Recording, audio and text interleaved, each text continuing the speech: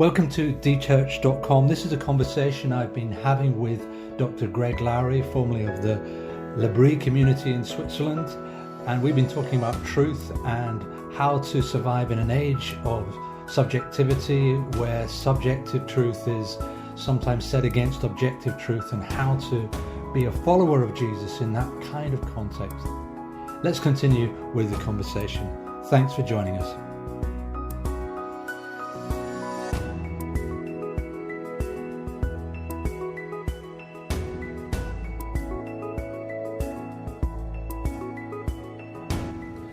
So you're listening to Dchurched.com, and I'm having a conversation with Dr. Greg Laughery about truth and certainty and the ability to know something to be true and to move beyond the absolutes, but also to live with some reasonable way of moving forward. So what might that be, Greg? Because you've written, I know, in quite a lot, you blog quite a bit, and you've written that reality is subjectively objective. What did you mean by that? And I have a feeling that it sounds good, but what relevance does it have to discussion about faith journeys?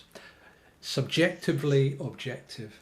Yeah. I think that I've just, with that terminology, I'm just trying to get away from the modernist view that would say that knowledge or reality is objective.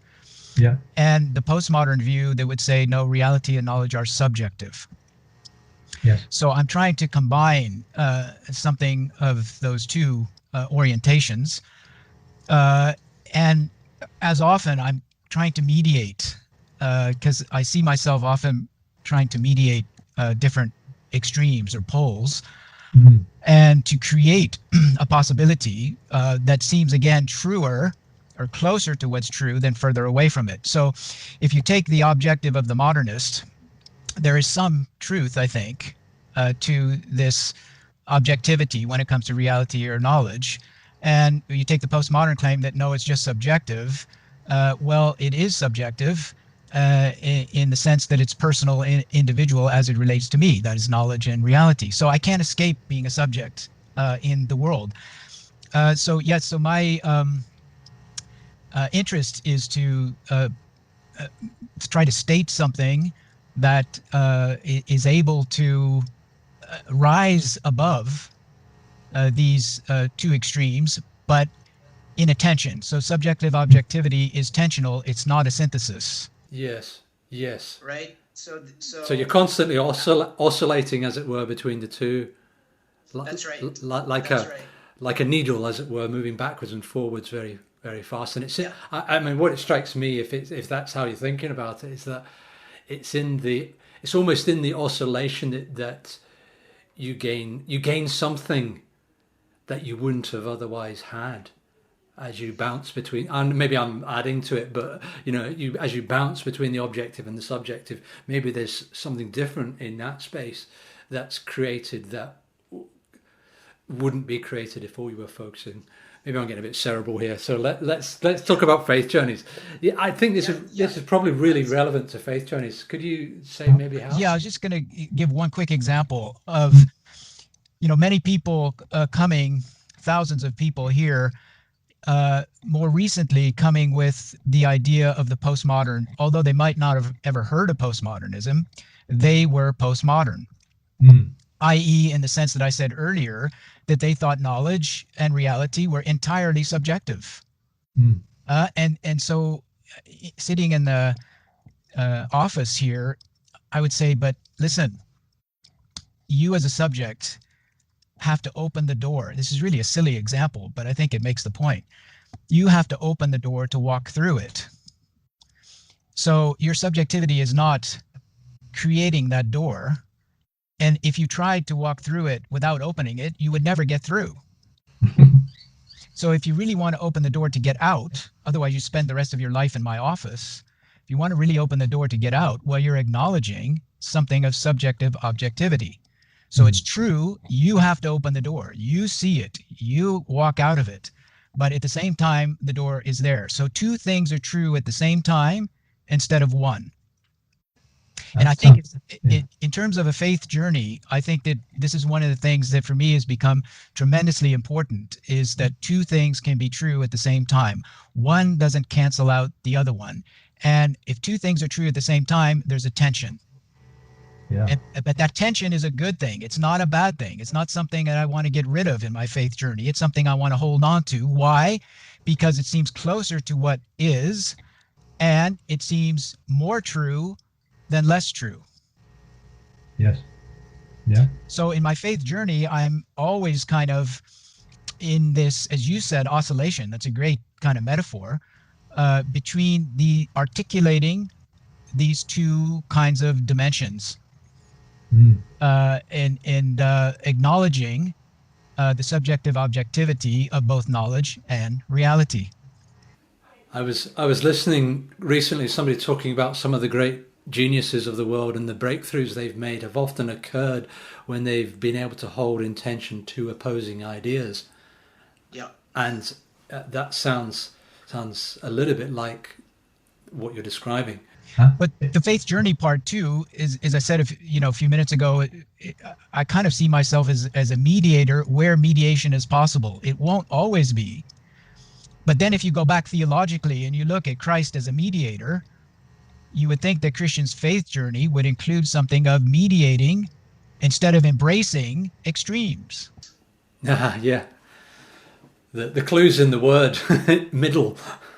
Mediating in the middle. Yeah. See, that's the problem that we face. You're either on the one pole or the other pole, and this polarization, like you and I talked about earlier, leads to reductionism, and reductionism leads to the graveyard. And then once you're buried, you have to dig your way out, and it's tough going. So I've done it. I mean, myself, it's tough going. It's not an easy task, but it's a worthwhile one, because you're moving closer to the truth than further away from it. So your journey is towards truth, or you're spiraling towards truth. So, and as you said earlier, truth is a person. So yeah, I think that's important for a faith journey. So if you've got somebody whose whole worldview has been steeped in postmodernism and subjectivity is the order of the game, how do you enable somebody in that kind of space, and I ask this question as somebody who also pastors, to begin to embrace what you're saying? I know it's a journey also for those who come out of a certainty background, but what about those who come out of an uncertainty background, as it were? I think that for myself anyway, I want to first of all agree with them and say, yeah, there's something very valid to your perspective. I share it. And so I'm not sitting in my office saying you have uncertainty and I have certainty. Now I want to talk you into the possibility of having certainty like I have it. Not at all. I mean, for me, it's agreeing with them and trying to see where they actually have a position that's closer to the truth and further away from it, because they do in some sense. But the problem again is polarization or reductionism. And so I would try to show how that position that they're holding is reductionistic, and it needs to be enlarged, needs to be added to, it needs to be supplemented. And so then that's my kind of direction, is to supplement what they already have instead of taking away something that they have, trying to add to it, to supplement it and say, yeah, okay, that is part of knowledge. Subjectivity is an undeniable part of knowledge. It's a part of reality. You are a part of reality. Even though it's huge, it's massive, it's much bigger than you are, but it's not less than you being in it. So you're right. Your subjectivity and that inclination that you have is right. It's not wrong, but it's just insufficient. So for me, yeah, it's important to move from insufficiency towards sufficiency. And sufficiency, again, is not certainty, and it's not absolutes, and it's not extremes, but it's a spiral, or it's a direction. Maybe that's a better way of putting it. It's a direction that I try to point them towards, possibilities that make more sense to themselves as a human being. So they begin to see it for themselves. It's not so much my point of view in the end, but again, this isness, if I could say it that way, point of view that they start to recognize about themselves and the world, and hopefully God, on their own. You better just explain that term, isness. Isness I just mean closer to what is than further away from what is. So isness, being kind of an ontological term, for themselves and for knowledge and for reality and even for God, because God has an isness, I would assume, which is a beingness. Yeah. And so, the isness is just more this supplementing to what they already have. It's not taking the subjectivity part of it away, but just complementing it. Yeah, and finding the other side of the equation is because it strikes me that it's quite. I mean, I wouldn't say it's easy, but it's if you've got somebody who's relatively open to thinking around certain areas and teachable even. It's quite easy to say to somebody from a fundamentalist or modernist mindset, look, there's gaping holes in your argument here, here, and here, or there's uncertainty over here, here, and here, or have you thought through the fact that this person wasn't healed, that you didn't get your prayer answered, and all those issues of uncertainty are easier to go in that direction and go, life is not neatly tied up in a bow, through to going the other way, which is what we're dealing with a lot more now of that subjectivity that you're talking about. So what would you say to someone who is finding, coming from a faith background in this day and age, and being confronted, they've been in a fairly straightforward evangelical type church, and they go to college or uni, and they have all these sets of questions that weren't being asked in their church, and they find their faith and framework start to crumble. Have you got anything to say to that? Yeah, I think I would say good. It's tough, but I'd say good. It needs to happen. It's either, there's lots of examples, but you could take two to begin with. Either someone's faith has been very naive and they've just accepted everything that they've been taught, or they're an absolutist and they've got all the I's dotted and the T's crossed. And so either one of those types of people is a candidate for deconstruction of their, let's say it harshly, illegitimate faith to some degree at least, because some things would not perhaps need to be deconstructed, but other things would necessarily have to be. So it kind of depends. I think it's tough. It's tough to have your naivety shown up for foolishness. It's tough to have your absoluteness shown up for foolishness.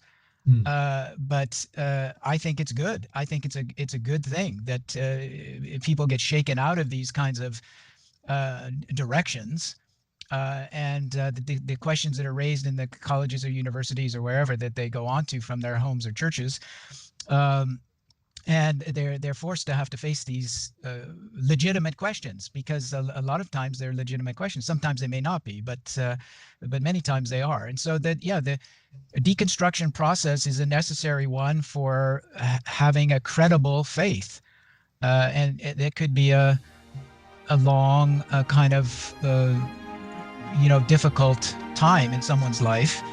But I think, you're better to go through this, because what you've had previously has not been worth holding on to. So things need to be rebuilt.